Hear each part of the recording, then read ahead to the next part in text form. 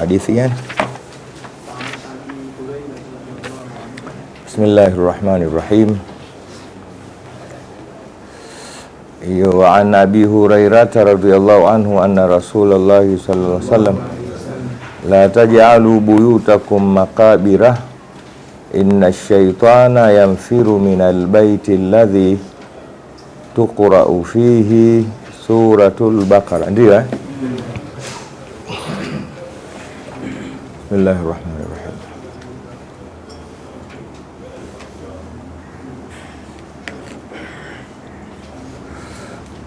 Wa an Abi Hurairah radhiyallahu anhu na imepokewa kutoka kwa Abu Hurairah, Mwenyezi Mungu amwele radhi, anna Rasulullah sallallahu alayhi wasallama, kwamba mjumbe wa Mungu arehemu Mwenyezi Mungu juu yake na okoa, qala, amesema, la taj'alu buyutakum makabira, msiyafanye majumba yenu kuwa ni makaburi. La taj'alu buyutakum makabira, msiyafanye majumba yenu kuwa makaburi. Inna shaitana, kwa sababu shetani, yamfiru minal baiti alladhi, huikimbia nyumba ambayo tuqra'u fihi suratul Baqara, husomwa ndani yake suratul Baqara. Sawa? Msifanye au msiyafanye majumba yenu sawa sawa na makaburi. Sawa? Maana yake nini? Shetani anaishi makaburini, miongoni mwa maeneo aishimo anapoishi shetani makaburini, na kwenye majumba huishi chooni, huishi jikoni. Jikoni huishi katika vyombo ambavyo havijafunikwa. Vyombo vikikaa wazi hivi, shetani anakaa ndani. Kwa mkimaliza kutumia vyombo, vifanye vifunikeni. Sawa? Au katika chumba ambacho hajakaa mtu kwa muda wa siku 7 na kuendelea, lakini kimetandikwa, kimenyooshwa, kimefagiwa, kila kitu. Milana chumba chako ukakitandika, umekifagia, umefanya kama kila kitu, lakini ukakifunga. Zikipita siku 7 bila ya wewe kulala pale kitandani, ya nani anaingia? Yeye.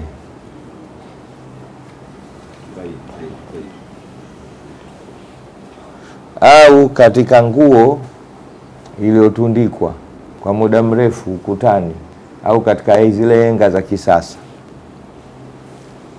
shetani hukama uingie mle katika kanzu juu.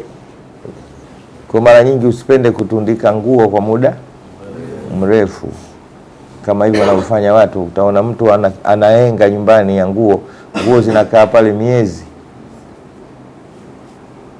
Usifanye hicho kitu, kunja, shetani anaingia mle. Wapi? Jikoni, katika vyombo vinavyokaa wazi usiku, chumbani au chumba kilichofagiliwa na kutandikwa na kunyooshwa vitu vyake, zikapita siku 7 pasi na kuingia mtu, au chooni, au kwenye nguo iliyotundikwa kwenye henga. Hayo ndo maeneo, baadhi ya maeneo yanayoishi shetani. Na huku nje huishi sehemu nyingi sana, ikiwemo makaburini. Sasa dawa ya nyumba ile, ili shetani asiwe anaingia huko ndani na kuishi, pendelea kusoma suratul Baqara. Alif lam mim dhalikal kitabu la raiba fihi hudan lil muttaqin. Huwezi kuisoma yote, pendelea kusoma zile aya 2 za kama tulivyoona jana, lakini raha yake kama unaweza unaitandika yote. Tumeelewana? Ndio Mtume sallallahu alaihi wasallam katika hadithi aliyoipokea Abu Huraira anasema, la taj'alu buyutakum makabira, msiyafanye majumba yenu kuwa ni makaburi. Inna shaitana yanfiru min albayti alladhi, kwani hakika shetani huikimbia nyumba ambayo tuqra'u fihi suratul Baqara, husomwa ndani yake suratul Baqara. Hayo maneno kasema Mtume sallallahu alaihi wasallam, shetani haingii katika majumba hayo. Leo mashetani tunaishi nao katika majumba na madarasa yetu.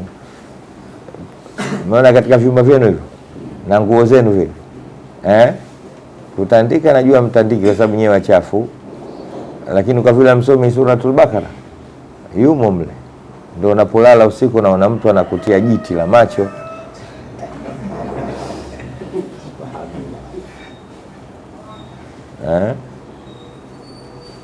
Unaota unaogelea juu ya kitanda, kumbe ukiamka asubuhi umejikojolea, mpiga mbizi katika mkojo wako. Nani kishapiga mbizi kwenye mkojo? Ukinitizama tu mimi nakujua, yaani ile uoga wako na bahati yako. Ingekuwa zamani tungekupigisha kindumbwe ndumbwe. Sasa hivi ipo ile kindumbwe ndumbwe chali? Haipo imekufa. Ushai kupigwa masizi yale hapo? Iko jozi mkubwa. Haya, tunaendelea. Wa an Ubay ibn Ka'b, na mpaka hadithi kutoka kwa Ubay ibn Ka'b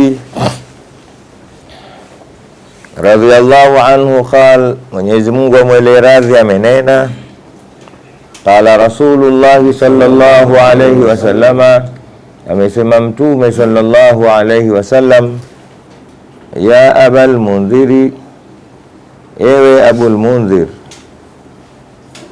atadiri ayu ayatin min kitabillahi ma'aka a'zamu, kiufupi waijua aya ipi ya Mwenyezi Mungu kwenye Qur'ani au kwenye kitabu cha Mwenyezi Mungu uliokuwa nayo wewe ni tukufu zaidi? Unajua sura yani aya tukufu, aya kubwa.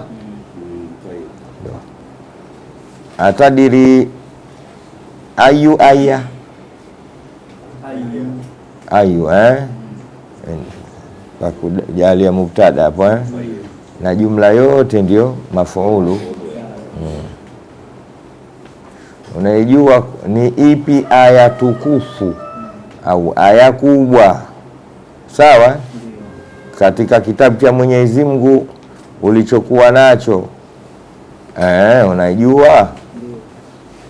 Anasema qultu, nikasema Allahu wa rasuluhu a'lam, mimi sijui, bali Mwenyezi Mungu na mtumewe ndio wanaijua aya kubwa, aya tukufu kuliko zote. Anaulizia Mtume, anamuulizia Abul Mundhir aya tukufu, aya tukufu. Sawa, akasema mimi sijui, lakini Mwenyezi Mungu na wewe mwajua. Kala, akasema ya Abul Mundhiri, ndio mbele akasema tofauti nyinyi. Kwangu mimi pia naona imerudiwa maneno huko, imeanza qultu Allahu la, hiyo ndio sawa sawa. Qultu Allahu la ilaha illa huwa al-hayyul qayyum, ndio hiyo Allah wa rasulu hakuna Qultu Allahu la ilaha illa huwa al-hayyul qayyum, ndio nikasema ni ile Allahu la ilaha illa huwa al-hayyul qayyum la ta'khudhu ma, ndio la ta'khudhuhu sinatun wala nawm.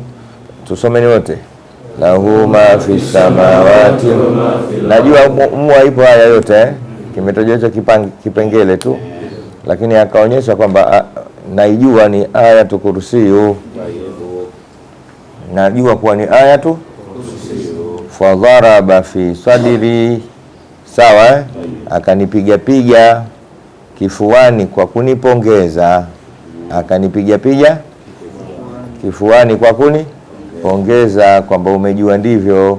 Wakala, akasema liya nakal ilmu, sawa, na ikuzidi elimu yako, na ikuzidi maanake izidi elimu yako, anamwombea ilmu zaidi, sawa. Liyahnaka ilmu abal mundhiri, izidi elimu yako, yani uwe na elimu ilo kuzidi wewe, sawa. Kwa hiyo hapa Mtume sallallahu alaihi wasallam alikuwa anamuulizia aya tukufu. Kwa hiyo kwa maelezo ya Mtume sallallahu alaihi wasallam tunayoyapata katika hadithi hii, aya tukufu kuliko zote msahafuni ni Ayatul Kursiyu, ni aya. Kuna sura tukufu na aya kuna sura tukufu na aya. Sura tukufu ni suratul Fatiha. Kwenye msahafu kuna sura 114. Hakuna sura tukufu na bora katika sura zote msahafuni zaidi ya suratu al-Fatiha. Kuna suratul Fatih na suratul Fatiha, sawa. Suratul Fatiha ndio hiyo alhamdu, ile ndio aya tukufu, sura tukufu kama tulivyoiona jana, sab'ul mathani. Ama upande wa aya ile kwa tukufu ni Ayatul Kursiyu. Mmenielewa vizuri? Na aya ile inakuwa tukufu kwa sababu ndani yake kuna mambo yote makubwa yanayomhusu Mwenyezi Mungu.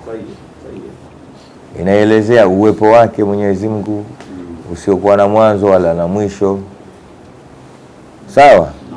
Inaelezea utukufu wake, inaelezea uungu wake, inaelezea upweke wake, inaelezea ufalme, inaelezea maguvu, inaelezea uwezo. Kuna vitu vile, unaweza kuwa una nguvu lakini huna, na unaweza kuwa una uwezo na huna, na unaweza kuwa una vyote na unaweza kuwa usiwe na vyote. Kwa hiyo kuna nguvu kitu kingine, uwezo kitu kingine, sawa. Kwa hiyo kuna katika suratu Ayatul Kursiyu inatuhakikishia kwamba Mwenyezi Mungu ana nguvu na ana uwezo. Inaelezea madaraka yake na mamlaka yake, vitu vile pia. Madaraka kitu kingine, mamlaka kingine. Unaweza kuwa una madaraka lakini huna mamlaka, na unaweza kuwa unayo mamlaka huna madaraka, na unaweza kuwa una vyote na unaweza kuwa usiwe na vyote. Mnaelewa wanangu? Lakini pia inaelezea utangu wake, kwamba Mwenyezi Mungu ni wa tangu, na utangu katusoma katika tauhidi kwamba hana mwanzo wa kuwepo wake. Aya hiyo imebeba vitu vyote hivyo, lakini inaelezea utegemewaji kwamba Mungu anategemewa, sawa. Lakini pia inaelezea utumainiwa, Mungu anatumainiwa, anategemewa na mnaandika vitu hivyo au mnatikisha vichwa hivi, sawa sawa.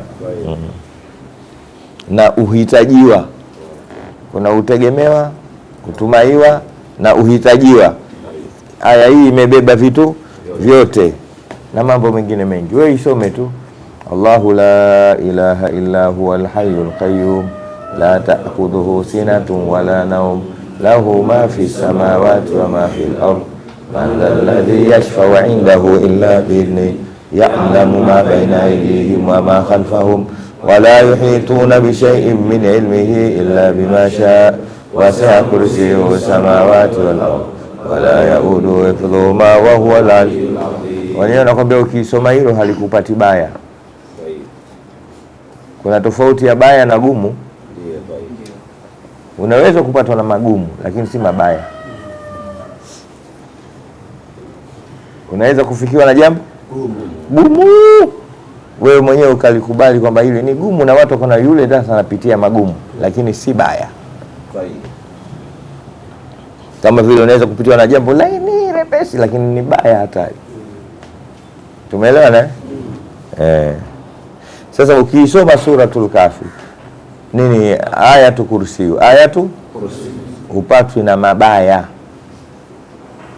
Unaweza kupatwa na magumu, na kupatwa na magumu ni mitihani tu, ili Mwenyezi Mungu atizame imani yako, baadaye apate kukusafisha zaidi.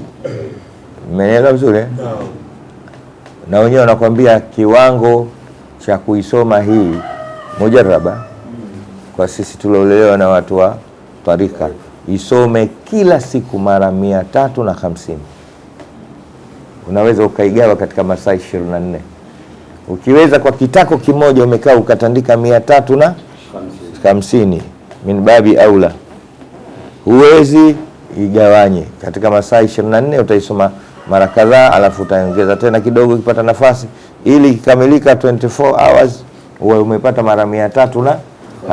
Ukimsomea hata mtu aliopatwa na jini na husda na shetani, linaondoka. Unaisomea kwenye maji, alafu unachukua ile maji kidogo, unaitia mdomoni, kisha unamfanyia taflu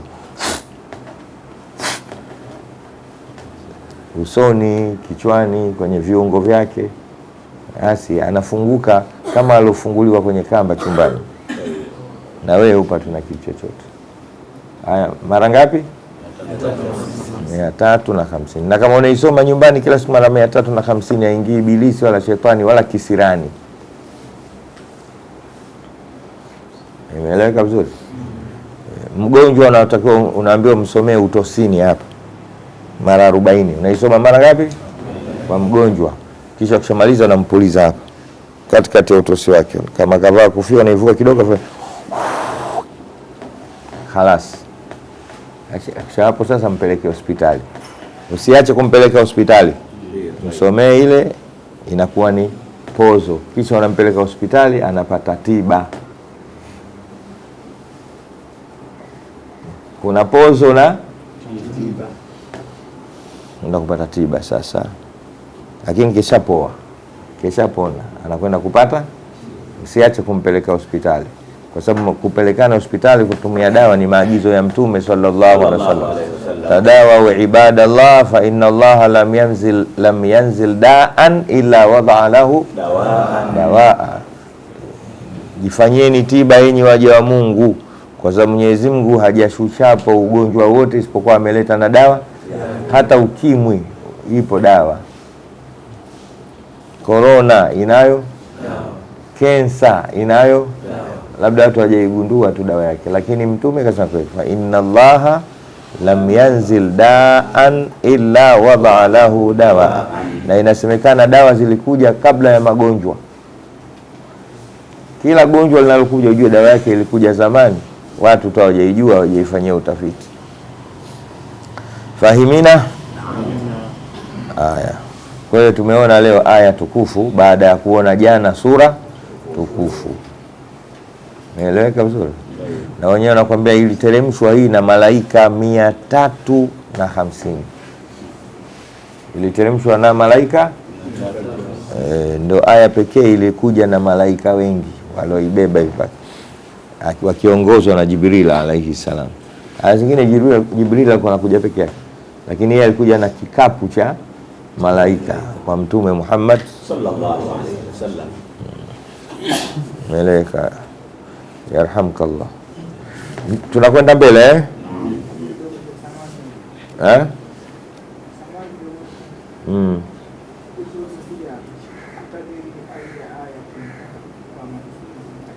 pia sawa, kakusudia yeye kuwa ni mafuulu. Sawa? Ukifanya marfu anakusudia jumla nzima. Fi mahali nasbi mafuulu.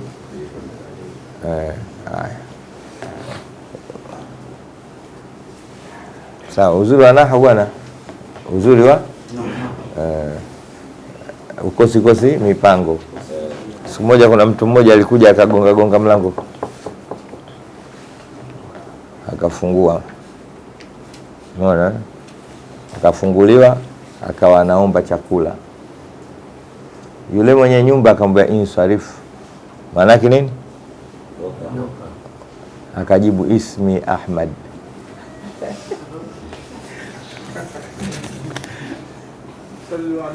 Allahumma salli wa sallim alayhi. Amjaelewa mpaka kesho?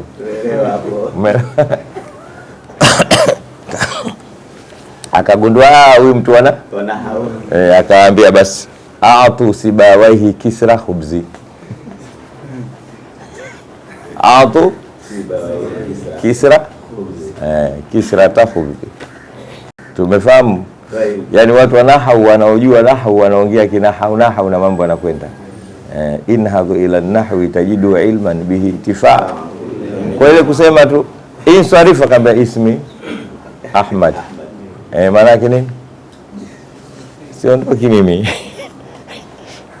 la ansarifu ismi Ahmad. Akaona kumbe nimekaa na babu bwana mkubwa hapa, huyu si bawaihi huyu.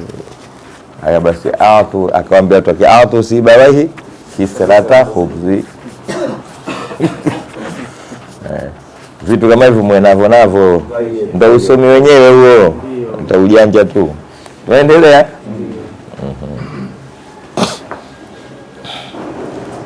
Wa an Abi Hurairah radhiyallahu anhu qala, na imepokewa kutoka kwa Abu Hurairah, Mwenyezi Mungu amwele radhi, amesema wakalani Rasulullah sallallahu alaihi wasallam, aliniwakilisha mtume wa Mwenyezi Mungu sallallahu alaihi wasallam bihifdhi zakati Ramadhan, kuzilinda zaka za Ramadhani, kuzilinda zaka za Ramadhani. Mwazijua zakatul fitri, ile ndio inaitwa zakatu Ramadhan au sadaqatu Ramadhan. Kwa hiyo ikija kwa jumla hiyo zaka ya Ramadhani maana yake ni zakatul fitri. Wakalani Rasulullah sallallahu alaihi wasallam bihifdhi zakati Ramadhan, aliniwakilisha mtume sallallahu alaihi wasallam kuhifadhi zaka za Ramadhani. Faatani atini, akanijia mwenye kuja siku moja usiku, sawa. Mara nyingi Kiarabu kija faatani ati, ujue ujioni wakati gani? Usiku. Tofauti ni faatani rajulun. Simeleka pokeeni hayo mwajue. Faatani ati, na akanijia mwenye kuja. Jumla hiyo inaonyesha ilikuwa kaja wakati gani? Fajala yahthu min at-ta'ami, pasi na kuomba akawa anachota chakula. Wewe bwana unafanya nini bwana? Mimi nimepewa na mtume hiki chakula kukilinda. Fa akhadhtuhu, nikamkamata mkono wake. Fakultu, nikamwambia wewe bwana we, la arfa'annaka ila rasulillahi sallallahu alaihi wasallam, nitakupeleka kwa mtume sallallahu alaihi wasallam kukushtaki. Sawa? Qala, akasema yule mtu, inni muhtajun, bana mimi nahitaji, wa alayya iyalun, nana watoto mbele au tofauti? Amna, inaanzia wapi?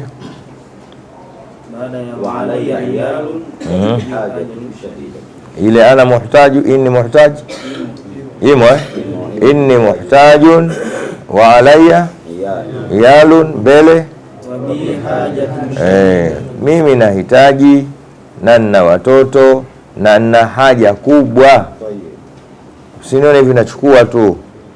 Abu Hurairah anasema fa khallaitu anhu, nikamwachia njia yake, nenda lakini usirudi hapa. Sawa? Nenda na usirudi hapa bwana. Sawa? Fa asbahtu, unaona sasa, nikaamka fa asbahtu nika faqala Rasulullah sallallahu alaihi wasallam, akaniuliza Mtume sallallahu alaihi wasallam bila ya kumwambia. Nilikutana na Mtume akaniuliza, ya Aba Huraira, ma faala asiruka albarihata, ewe Abu Huraira, alifanyaje mateka wako jana usiku? Albariha, usiku wa jana, usiku uliopita, Kiarabu naitwa albariha. Umeelewa? Haya, alifanyaje yule mateka wako usiku? Kultu, nikamwambia, ya Rasulullah, ewe mjumbe wa Mungu, shaka hajatan wa iyalan, alinishtakia haja na watoto. Farahimtuhu, nikamhurumia. Fakhallaitu sabilahu, nikamwachia njia yake aondoke. Fakala, akasema Mtume, ama innahu kad kadhabak, wallahi amekuongopea. Ana haja na wala hana watoto. Wasayaudu, na atarudi tena yule. Mtume kaona hiyo. Faaraftu, anasema Abu Hurairah, nikajua annahu sayaudu, kwamba atafanyaje? Atarudi. Nikajua kwamba atarudi, wala sikuwa na wasiwasi. Watu wananipigia sana, usinipigie jamani, nini yamekuisha. Sawa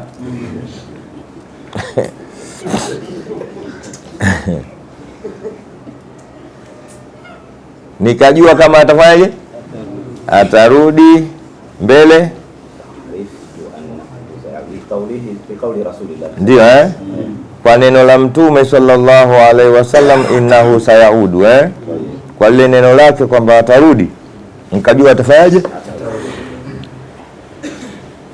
Kwa sababu Mtume haongopi, la yamtiku anil hawa, anachokisema Mtume kitakuwa tu, maadamu kanambia atarudi. Abu Hurairah sana, nikajua chenzi yule alionogopea kaja na watoto na nini, nikajua atarudi. Sawa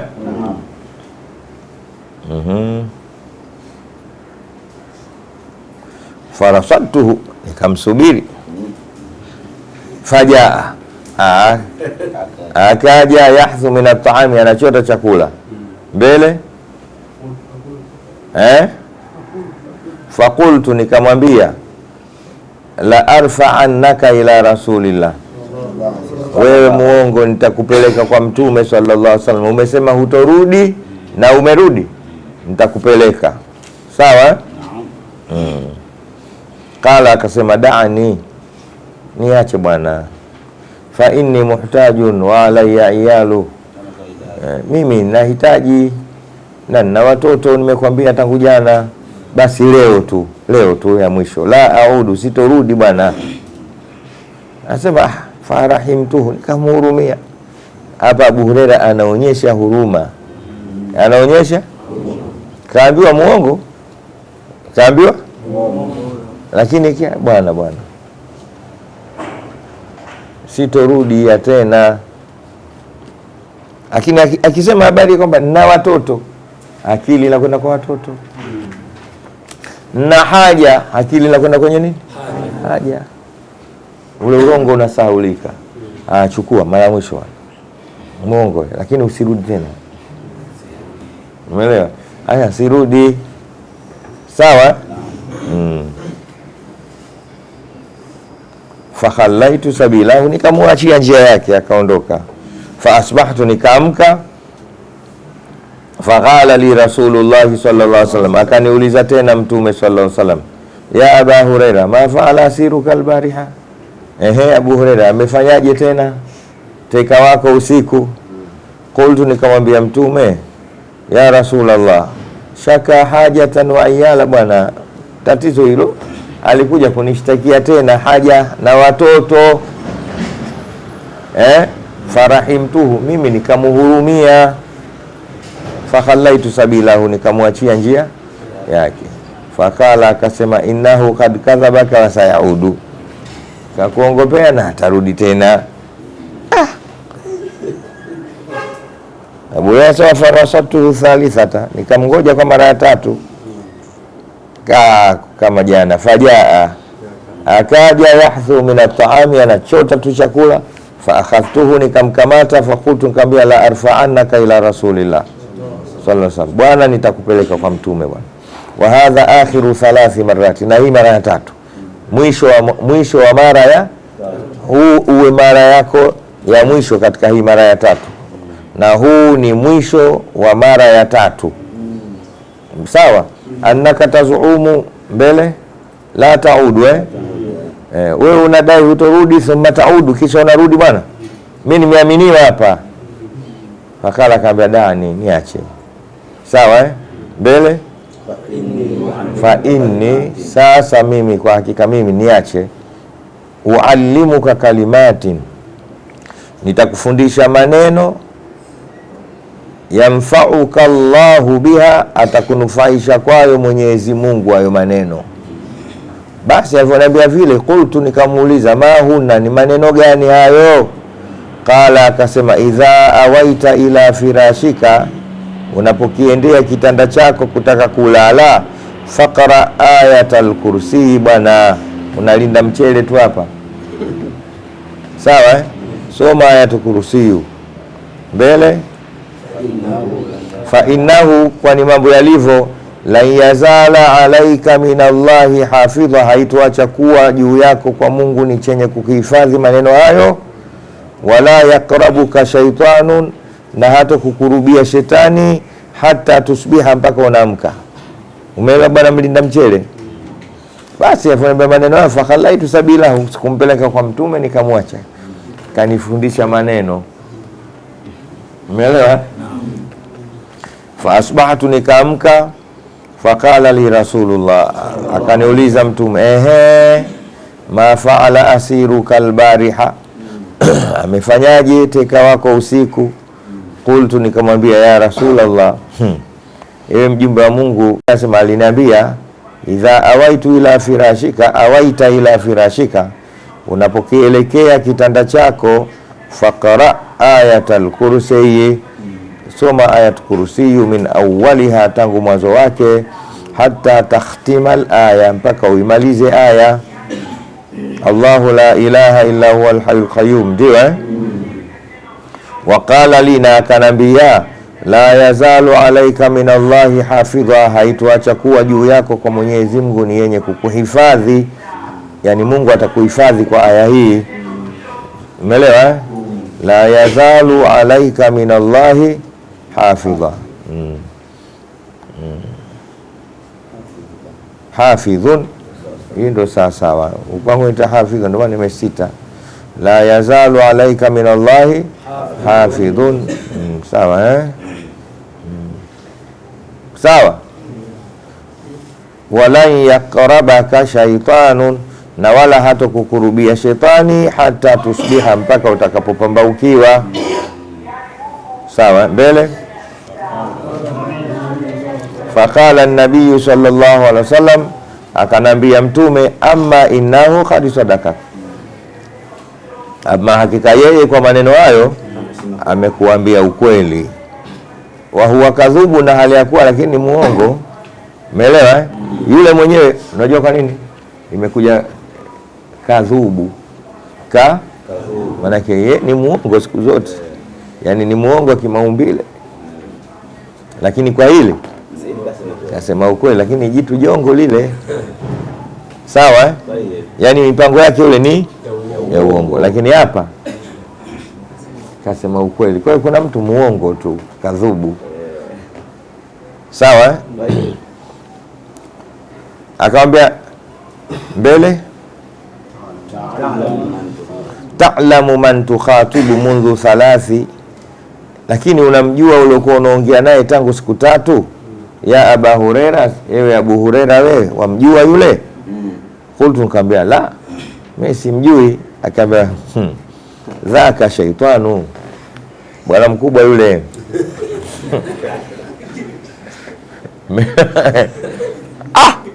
Mungu anatia story na shetani mimi? Ndio yule. Na haji tena. Laka shaitani, moja katika vitu ambavyo Mwenyezi Mungu amempa uwezo ni kujibadilisha kuwa anachotaka, ila hawezi kujibadilisha vitu vile. Hawezi kujibadilisha kuwa nyoka mweusi au mbwa mweusi, hapo kashindwa. Akiweza kujibadilisha akawa hata socks, mwenyewe mwana umeivaa, kumbe ndio ndio. Kabla ya hapo kila kitu kitakuvaa soma kwanza. Mwana ngoja nivae boxer leo, boxer kumbe ndio yeye kageuka boxer. Allahu Akbar. Idrisa Msuli huo umesomea dua.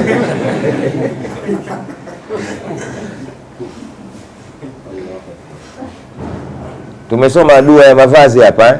Hebu turudie tena. Mnavaa shetani tu. Ndio maana upendezi. Tumesoma humu katika hichi kitabu. Bismillahirrahmanirrahim. Allahumma lakal hamd.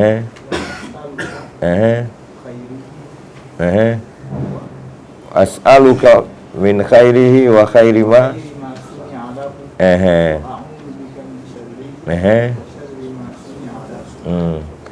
hapo shetani hata kama kageuka boxer utaona unaitupa. Leo sivai boxer hii, unatafuta nyingine. Pia ifanyie dua. Kofia zenu hizo. Sawa? Wewe na hakika leo watu wengi hapa wamevaa boxer za shetani wengi. Ndio hapo unakaa unaona unawashwa. Shetani mkorofi sana. Anaweza kujigeuza isipokuwa vitu vingapi? Mbwa, nyoka mweusi au mbwa mweusi. Tukiwa sana huko mbele tutazidi kusomeshana. Tumeelewana? Sawa. Lakini anaweza kujigeuza chochote. Na shetani hafi. Aliomba kuto kufa. Lakini shetani halali. Alilala siku ile mtume alivyoondoka tu kutoka Maka kwenda Madina. Kalala siku ile. Tangu alivyoumbwa hajawahi kulala isipokuwa siku ile aliyopiga wajalna min baina aidihim wa min khalfihim. Ile siku ile alilala. Kwa mchezo na mtume ni alivyoamka kumbe usingizi mtamu. Kwani vipi sasa? Wallahi tangu niumbwe mimi sijai kulala. Akayayuka. Kwa ana vitu hivyo. Hafi mpaka siku yubathuna. Alimwambia Mungu na kuomba niweke mpaka siku utakapowafufua. Akamwambia nenda innaka minal munzarin ila yaumin yubathun. Kwa hiyo bwana shetani ni bwana mkubwa long time yani. Yaani wewe uweze kumdanganya? Ukianza chochote mimi si ndio labda wewe mtoto mdogo tu nini? Babu yako mwenyewe mekanikuta. Na nikamuingiza katika mambo yote. Sio umeelewa? Na ana uwezo wa tazyin, wa taswiri. Akakupambia kibaya ukakiona kizuri. Jambo uzuri kabisa unaliona kumbe shetani kaliti. Sotojo hivi. Inaitwa taswiri. Huyo shetani huyo. Kwa hiyo bila kujilinda naye wakati wote. Penda kusema a'udhu bikalimati llahi tammati min sharri. Na hii aya tukuruhusiwe soma tano sana. Na zile kul a'udhu mbili al-falaq na nasi. Soma sana zile. Soma. Na kwa ujumla wake penda sana kusoma Qur'ani. Qur'ani ikisoma shetani akaribii. Na ndio maana ukishika msahafu tu kama anakutia usingizi. Bismillahirrahmanirrahim. Mwenyewe umekaza. Bismillahirrahmanirrahim. Anza na a'udhu billahi minash shaitani rajim. Aji. Ndio faidha qara'tumul Qur'ana fasta'idh billahi minash shaitani. Usipofanya hivyo anakuwai. Sawa? Ndio akamwambia wewe Abu Huraira unamjua yule ulikuwa unaongea naye siku zote hizo tatu? Akasema wallahi mimi sikuwa namjua. Akamwambia bwana dhaka shaitanu. Yule ndio shetani. Atakuja leo subutu. Nishakupa siri aji tena. Yeye kwa anakuja kukufanyia uongo tu. Hicho chakula chenyewe unampa anaenda kukimwaga pale. Ana cha watoto wala haja. Haja yake ilikuwa kuonyesha kwamba yeye bingwa. Inna shaitana. Umeelewa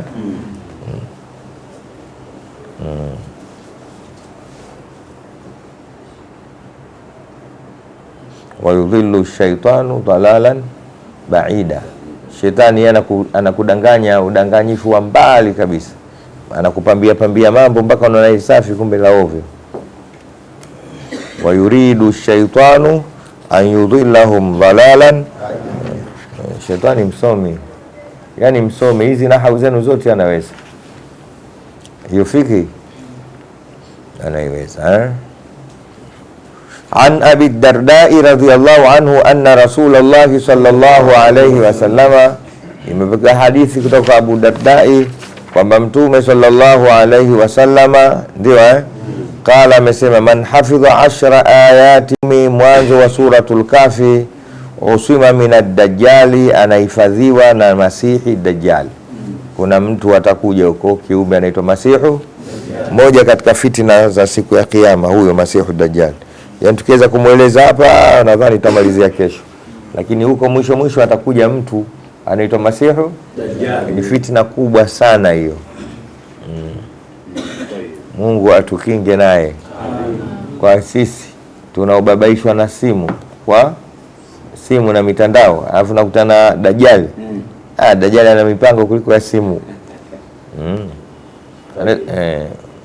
Mtu ana uwezo wa kufufulia babu yako alokufa. Hiyo teknolojia ya gani? Ambia wewe jina lako nani? Hebu majina yako. Mkuda. Gwazo. Ushawahi kumwona wewe Mnyegemo?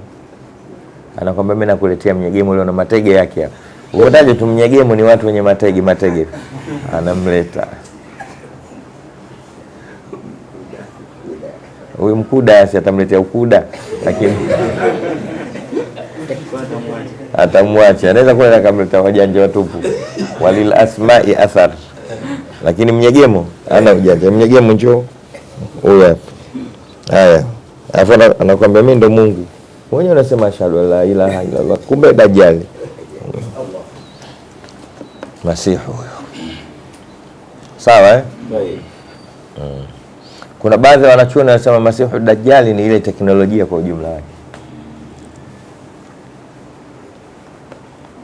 Kama inakubalika hivi kwamba mwisho huko atakuja masihu dajjal. Sasa masihu dajjal ni ujio wa teknolojia. Kuna baadhi ya wanachuoni jamani nasema hivyo na teknolojia inaweza hayo yote. Sawa, labda hapo kwenye kufufua hapo, lakini pia nao inaweza. Japokuwa sio kama hivyo si natengeneza vitu mpaka wote nyie mnakuwa khayaluna yani. Inatengeneza simu hizi, inatengeneza na vitu, inatutunga, inazuga, inafanya vya kufanya watu mpaka wanakuwa watu wote tumekwisha kabisa ujanja wao. Na ndio inaitwa smart, ndio ujanja na simu zao. Uliza chochote, mkiuliza unaambiwa. Unamjua Kingi ambaye Kingi yule atavamu. Inawezekana ndio masihi mwenyewe ya fitna imekuwa kubwa sana. Haya. Wa fi riwaya min akhiri suratil Kafi. Na katika mapokezi mwingine mwenye kuhifadhi mwisho wa suratul. Kwa hiyo kuna riwaya mwanzo na kuna riwaya mwisho. Chukua zote. Sawa? Na kwa ujumla wake suratul Kafi yote. Nayo hii ni sura katika sura nzuri tu. Ndani yake kuna mambo mengi sana. Sawa? Inaelezea fitna 3. Inaelezea fitna ya mali, inaelezea fitna ya utawala. Umeelewa? Na fitna gani? Fitna ya mali, fitna ya utawala, na ya mwisho fitna ya mamlaka. Mle ndani kuna habari ya wale vijana walomkimbia mfalme wao. Sawa Lakini mle ndani kuna habari ya wale watu wawili wenye shamba mali hiyo. Lakini mle ndani kuna habari ya Dhulkarnain na mamlaka yake. Dhulkarnain ni mmoja katika watawala wanne wa dunia. Mwenyezi Mungu Subhanahu wa Ta'ala tangu ameumba dunia hii aliweka watu wanne wameitawala dunia yote. Wa kwanza wawili Waislamu, wawili si Waislamu. Wawili Waislamu ni Suleiman bin Daud na Dhulkarnain. Sawa? Hawa walitawala dunia yote. na kuna wakaja wawili wengine sio Waislamu. Nani? Namrud bin Kanaan. Namrud anaitwa bin Kanaan, kisha na Bukhta Nassar. Hawa walitawala. Kwa hiyo wawili walikuwa Waislamu na wawili hawakuwa. Hii inamaanisha nini? Utawala si mafanikio. Ingekuwa mafanikio asingepata hata wawili hawa Waislamu. Kwa hiyo utawala ni neema, lakini si hapo umepata. Kuna neema na kuna mafanikio. Neema unaweza kuwa nayo lakini ikawa si mafanikio, kwa kutegemea umeitumiaje. Ndio thumma la tusaluna yaumaidhin. Neema hiyo ulikuwa nayo umeitumiaje, ima itakutia katika mafanikio au katika kukuangusha. Na kuna neema kama tunavyosema siku zote, kuna ni'matur rububia. Ni'matur rububia ni zile neema ambazo Mungu humpa mtu yoyote tu bila kuangalia dini yake wala itikadi yake. Ni'matu, kwa sababu Mwenyezi Mungu ni Rabbul, kwa hiyo anaweza kumpa yoyote tu, kumpa hatupimi mafanikio kwa ni'matur rububia. Kwa hiyo Mwenyezi Mungu watu wote kawapa uhai, watu wote kawapa pumzi, watu wote kawapa macho, watu wote kawapa uwezo wa kula, kulala, kusafiri. Zeni an'umir rububia. Mwenyezi Mungu humpa yoyote. Rabbuka yabsutu rizqa liman yasha'u wa yaqdir, so liman yu'minuhu, liman Mungu anawikunjua riziki kwa anayemtaka yeye, wa yaqdir, na anamfinyia yeye. Anaweza huyu akamkunjulia ni kafiri, ila mfinyia kumbe muumini wa kweli. Hiyo mipango sio mafanikio. Umeelewa babu? Jamaa kafanikiwa, ana nyumba 5 6 7, ni jamaa fi dunia hasana yule. Kwani mtume alikuwa anasema rabbana atina fi dunia hasana, kaacha majumba manga? Yes, ndio bingwa rabbana atina fi dunia hasana fil akhirati qina adhaban. Kaacha makorokoro mangapi? Mabukweni, Mgandini, huku kwenu Magomeni, kaacha. Acha ujinga wewe. Kasema rabbana atina, kusema mtume. Haya, kaacha ma-V8 manga? Hizo ni neema ar-rububia. Na sometimes unaweza kupewa neema ar-rububia ikawa kumbe ni adhabu. Sawa? Kwa sababu ni kitu ni adhabu tu. So kwa unajua sampuli yake, kama vile tunakaa hapa tunaongeongea akaja mbwa anabweka hapa. Au paka nyau anatuudhi. Unatafuta mwiba unampa. Au lifupa. Si tupate kufanya mambo yetu, nenda uko kale fupa we, bwege. Ndio hivyo, na unapewa nyumba 10 kumbe fupa. Unanielewa? Sijui ni watoto au mmetoa macho tu. Usione yule jamaa kila alikuwa nacho ndo kapata. Falamma nasu ma dhukiru bihi fatahna alaihim abwaba kulli shay hatta idha farihu bima utu akhadhnahum baghtatan fa idahum mublisun. Sasa hivi katika suratu Al-An'am falamma nasu ma dhukiru bihi, aya ngapi? Si 40 kitu katika suratu Al-An'am. Falamma nasu ma dhukiru bihi, na watu walipojisahau yale waliopewa mawaidha, yani watu walikuwa maasi. Fatahna, yani kwa kule kuasi, fatahna alaihim abwaba kulli shay, yale maasi yao ndio ikawa sababu ya kuwafungulia milango ya kila kitu. Kapewa chambo hata idha farihu bima utu, walipofurahikia yale waliopewa, Mungu sasa akhadhnahum baktatan, tuliwashika mbap. Falamma nasu ma dhukiru bihi fatahna alaihim abwaba kulli shay hata idha farihu bima utu, walipokuwa wanafurahikia tuliowapa, hapo hapo akhadhnahum baktatan, tuliwachukua. Faidhahum mublisun, kuwa na bimbiluka huko. Kwa mzee, mafanikio sio ni'matur rububia. Nasimu mimi 17 ni'matur rububiyya tu, yataka fili moja za kuipata huko. Sawa mzee? Ndio. Haujaelewa bado? Ndio hayo anaosema hapa. Tunaendelea Kwa hiyo Suratul Kafi ndani yake kuna mtihani wa mali, ndani yake kuna mtihani wa ilmu. Upo mtihani wa kisa cha Musa na kijana wake. Ndani yake kuna mtihani wa utawala, sawa Dhulkarnaini na wale vijana wale. Na ndani yake kuna mtihani wa ujana, watoto wale wakafanikiwa. Kwa hiyo ni sura moja nzuri kama unaamua kuisoma. Ndani yake humo kuna siasa, kuna uchumi, kuna kwa anasema Mtume sallallahu alaihi wasallam, man hafidha 10 ayati min awwal suratul Kafi, mwenye kuhifadhi aya 10. Mmehifadhi? Alhamdulillahi alladhi anzala ala abdihi alkitaba qayyiman liyundhira ba'san shadidan min ladunhu wa yubashshira almu'minina alladhina ya'maluna as-salihati anna lahum ajran hasana makithina fihi abada wa yundhira alladhina qalu ittakhadha Allahu walada ma lahum bihi min ilmin wala liabaihim kaburat kalimatan takhruju min afwahihim in yaquluna illa kadhiba fala'allaka baqi'un nafsaka ala atharihim in lam yu'minu bihadha alhadith ja'alna ma linabluwahum ayyuhum wa inna sa'idan juruz am hasibta anna ashabal kahfi warraqimi kanu min ayatina idh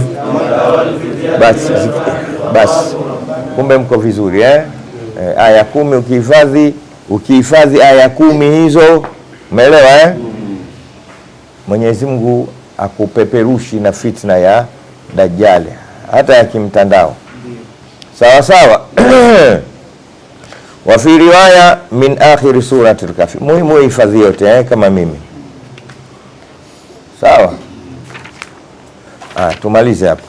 Wa an ibn Abbas radhiyallahu anhuma, nimepoka hadithi kutoka Abdullah ibn Abbas, Mwenyezi Mungu amradhie na babake. Qala, amesema bainama Jibrilu alayhi salam qa'idun inda an-nabii sallallahu alayhi wasallam, alipokuwa Jibril ni mwenye kukaa mbele ya mtume sallallahu alayhi wasallam, sami'a naqidan min fawqihi, alisikia sauti itokayo juu yake kama kishindo hivi, ndio naqidh sami'a naqidan min fawqihi farafa'a ra'sahu, akanyanyua kichwa chake. Fakala, akasema Jibrilu kumwambia mtume sallallahu alaihi wasallam, hadha babun minas samaa, hadha, huu ni mlango wa mbinguni, sawa huu ni mlango miongoni mwa milango ya mbinguni, sawa. Sama hii hapa, sama udunia ndio maana yake. Futiha al-yawma, umefunguliwa leo, leo umefunguliwa huu. Walam yuftah qattu illa al-yawm, na haujawahi kufanya leo ndio umefunguliwa, ndio umesikia kishindo kikubwa, sawa. Fanazala minhu malakun, akashuka kutokea katika mlango ule malaika. Fakala, akasema hadha malakun nazala ila al-ardhi, malaika huyu ameteremka leo duniani. Lam yanzil qattu illa al-yawm, hajawahi kuteremka hapo kabisa ila leo. Fasallama, akatoa salamu yule malaika. Wakala, na akasema abshir binuraini, furahikia nuru mbili. Utitahuma, ulizopewa wewe Muhammad. Walam yu'tahuma nabiyyun qablak, na hajawapewapo nuru mbili hizo mtume yoyote kabla yako, sawa. Fatihatul kitab, akapewa suratul Fatiha wa khawatimu suratul Baqara, na miisho ya suratu al-Baqara. Tumesoma jana inaanzaje? Amana ar-rasulu bima unzila ilayhi min rabbihi kullun amana billahi wa malaikatihi wa kutubihi wa rusulihi la nufarriqu baina ahadin min rusuli wa qalu sami'na wa ata'na ghufranaka rabbana, mpaka mwisho akamwambia lan taqraa biharfi minha, hutosoma harufu yoyote katika hizo, illa u'titahu, isipokuwa utapewa ulichonuia, isipokuwa utapewa. Ukisikia nondo ndo hizo, nuia wewe kitu chako unachokitaka, kisha soma hizo suratul Fatiha na hiyo khawatim suratul Baqara kwa jambo lako lolote, ukimweka Mtume sallallahu alaihi wasallam mbele na Mwenyezi Mungu Subhanahu wa Ta'ala. Mambo hivi, wala usihangaike kwenda kwa mganga, si kwenda kwa nani. Na kama unasoma afu kile kitu hakijaja, ujue hakikuwa kheri nawe. Unaweza ukaomba alafu usikipate kile kitu, sawa, unaweza ujue hicho hakikuwa kheri yako, kwa sababu yad'u al-insanu bisharri du'aahu bilkhair wa kana al-insanu ajula. Sometimes mwanadamu anaomba dua yake kuomba shari, mwenyewe anaona kheri kwa sababu ya haraka tu, nipe gari mimi, nipe gari. Mungu sasa huyu atachenguka, anakupa kiatu kipya, unaona ndula tu zinashuka. Leo unakuja kokoko, kesho champali, kesho kuta unapiga Nike, wewe unapiga hivi mpaka mwisho unapiga Adidas ya Messi. Umeelewa? Ukiona unaomba kupitia vitu kama hivi na upewi, havikuwa kheri kwako. Mwenyezi Mungu yeye ukimuomba anakupa kila kinacho unaomba, lakini anakupa kheri. Umeelewa vizuri? Unaomba keki tu, mimi sijawahi kula keki tangu nzaliwe. Ukitoka hapo kigeuka na kukutana na kisheti, ndio chako. Baki ungekula keki ungetuongopea, hii keki inatoka Unguja, kumbe imetengenezwa hapo. Si fadhili, sawa? Usikasirike, wewe sio mtu wa keki, kitumbua kinakutosha.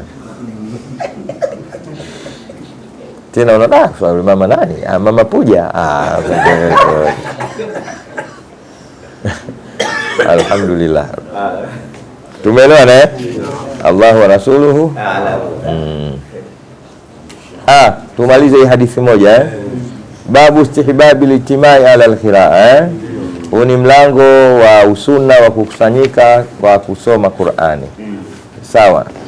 Wa an Abi Hurairah radhiyallahu anhu, na imepokewa kutoka Abu Huraira, Mwenyezi Mungu amwele radhi, qala, amesema qala Rasulullah sallallahu alaihi wasallam, amesema Mtume sallallahu alaihi wasallam, wa majtamaa qaumun, na hawajakusanyika hapo watu, fi baitin min buyuti llahi, katika msikiti miongoni mwa misikiti ya Mungu, yatuluna kitaballahi, wanakisoma kitabu cha Mwenyezi Mungu, wayatadarasunahu, na wanadurusishana bainahum, kati yao, illa, isipokuwa nazalati alaihimus sakina, huwateremkia faraja, wa ghashiyatuhumur rahma, na inawafunika wao rehema ya Mungu, wa haffatuhumul malaikatu, na huwafunika malaika kwa mbawa zao kubwa, wa dhakarahumullahu, na huwataja watu wale Mwenyezi Mungu, fi man indahu, katika wale alokuwa nao huko. Yani almalaika anawataja Mwenyezi Mungu. Unaona wale pale wamekaa chini pale wanasoma Qur'ani, wale mnajua wale hivi, Mungu anawapa story watu kwa sababu yenu. Wala dhikrullahi, kutajwa na Mungu ni jambo kubwa sana. Leo watu wanakaa wanaulizia, bwana vipi uko? Mbunge kaja? Kaja. Anasemaje kuhusu mimi? Yani wewe raha yako kutajwa na mbunge sasa. Basi kuna watu raha yao kutajwa na nani?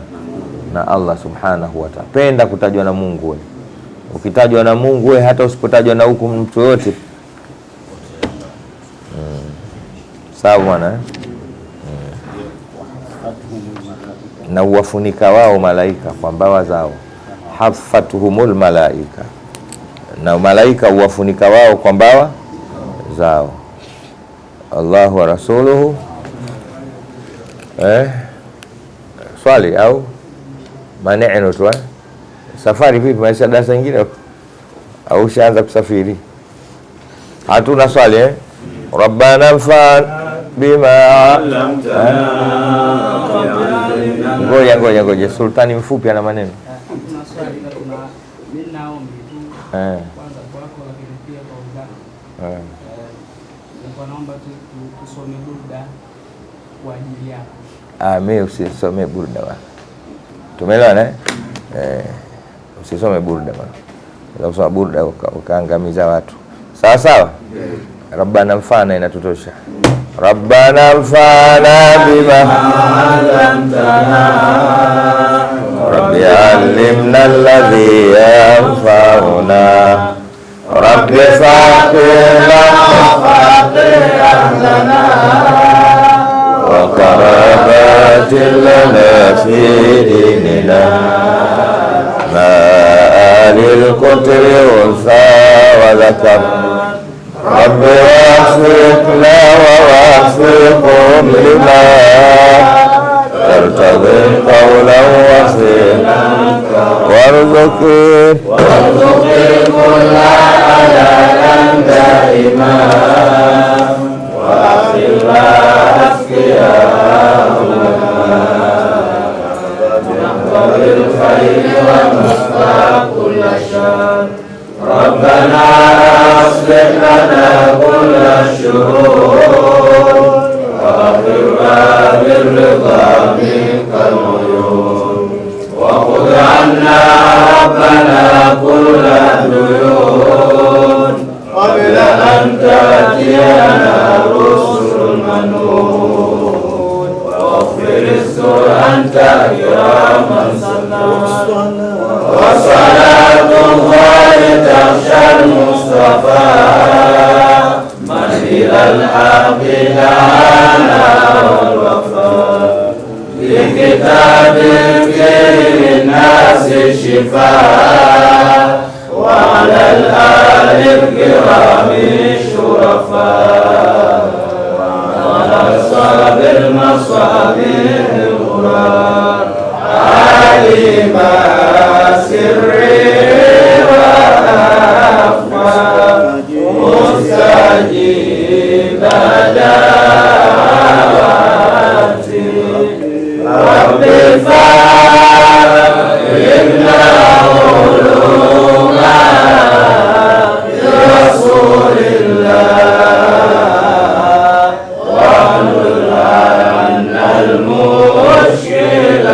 mushkilati man hazal ilma wa dhakarahu saluhat dunyahu wa akhiratuhu fa'adim lil ilmi mudhakaratan fahayatul ilmi mudhakaratuhu wa hayatul qalbi majalisuhu wa farahul qalbi muhajaratuhu wa yamutul ilmu idan darasat wa afat fin nasi mudarasatuhu wa riyahul ilmi bihan tafaat niranul jahli wa ailatuhu wa midadu kitabatihi waradat bidami syuhada'i muwazanatu fal ilmu maziyatuhu irtafa'at wa dalilul khairi mumarasatu.